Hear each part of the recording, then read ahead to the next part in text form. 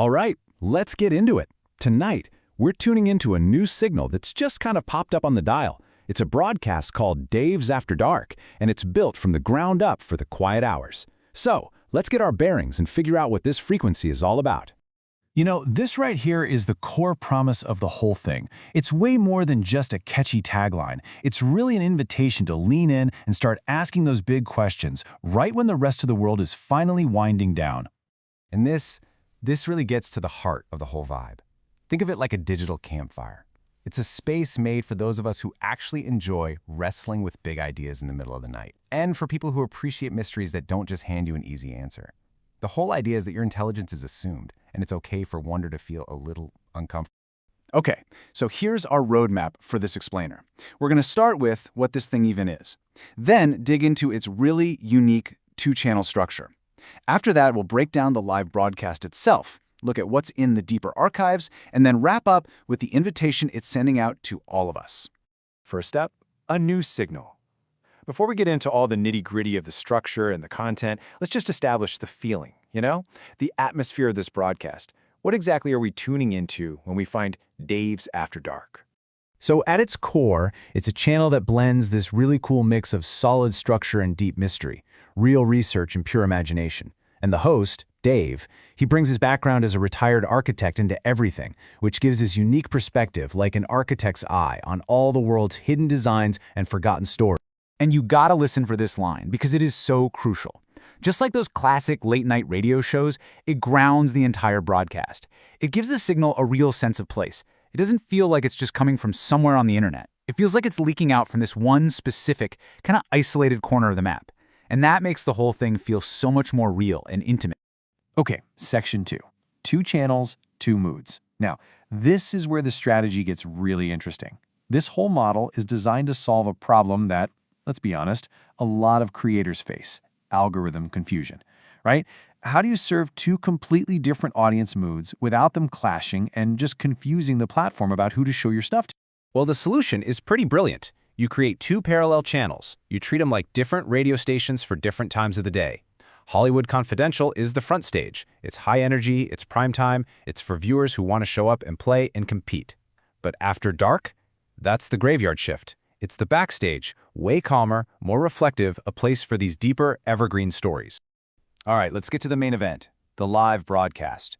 This is really the heart of the community. It's the flagship experience that anchors the whole After Dark channel. And the key thing to get here is that it's designed to feel less like some polished, perfect video and more like you've stumbled upon a live, late-night radio transmission. The live show itself is this carefully crafted 90-minute journey. And you can see from this outline, it's built with all these different segments that are meant to shift the mood. You've got active stuff like the mystery topic speed paint trivia, then more chill, contemplative listening with deep dives into ancient architecture, some speculative stories with future files, and even an Art Bell homage that really taps into that classic late-night radio vibe. This whole rhythm is designed to keep everyone engaged without anyone getting burned out. And this slide really shows you the 2 pillars holding the whole live show up.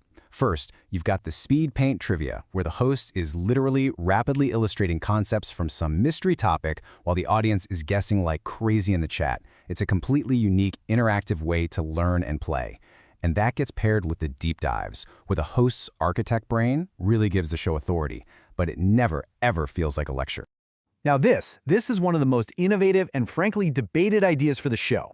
How do you capture that classic spirit of a late-night call-in show in, 2025, especially when you're just starting out and don't have a flood of real callers? So there are 2 ways to look at this. On one hand, using AI callers is a huge risk. I mean, authenticity is everything in the genre, right?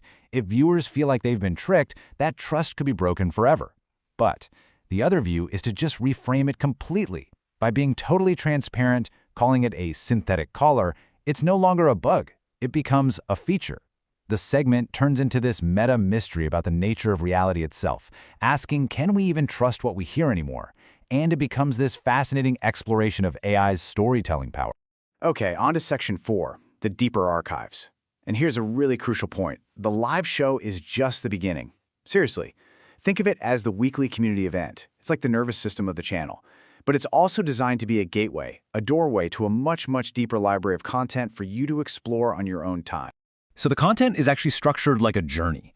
You start with the live show. From there, you can decide to go deeper with these long-form research narratives. And for those nights when you just want to drift off, there are sleep time stories. These really calm, immersive, multi-hour episodes made specifically for background listening all through the night. The point is, you get to choose your own level of engagement. And finally, your invitation. So with this unique structure, this layered content, what does it all add up to? Well, it's more than just a collection of videos. It's an invitation to join a conversation that's built on a very specific philosophy. And this philosophy is absolutely key. It's all about posing questions, not just handing out answers. It's about giving viewers leads and asking them to just sit with that uncertainty for a while. By leaving some threads unresolved, it creates a space that feels alive and ongoing, a conversation you actually want to come back to. So ultimately, this is a broadcast designed for the curious, for the night owls, and for anyone who kind of misses when media felt a little bit dangerous. It's one of those rare places where you can explore unsettling possibilities and where your intelligence is always assumed. The signal from Hardwood Holler is on the air. The only question is, are you tuned in?